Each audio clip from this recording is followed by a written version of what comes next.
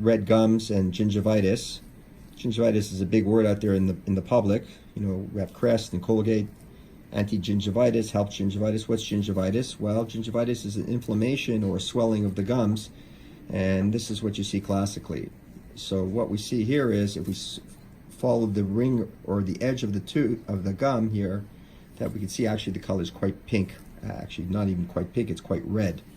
And the reason it's quite red is in Eva's case is because she does not take care of her oral hygiene needs as well as she could.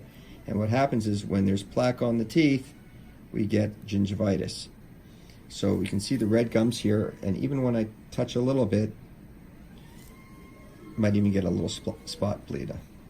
Not too much happening there, but it doesn't look healthy, and it isn't healthy.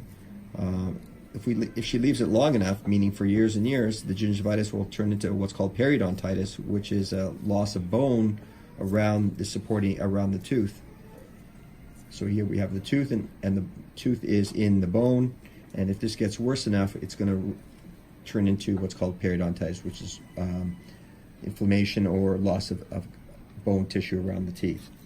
So the teeth are kind of like of a yellowish color, and they're kind of like matte color. And the reason that is like that is because the hygiene is not great. We can see here, this is called plaque. See that little yummy stuff on the end there?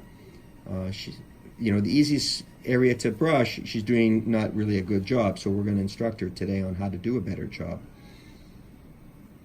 If I put this on a petri dish, one of those round dishes they have in a science lab, and put it in an incubator, in 3 days we're going to have billions of bacteria from this little spot here.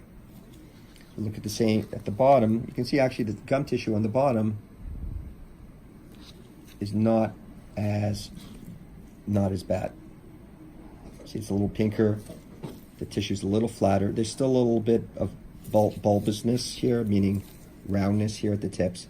What we're looking at is for flat, pink, stippled tissue, knife edge, and the only knife edge that I see here kind of is here. Everything else is kind of rolled, a little red.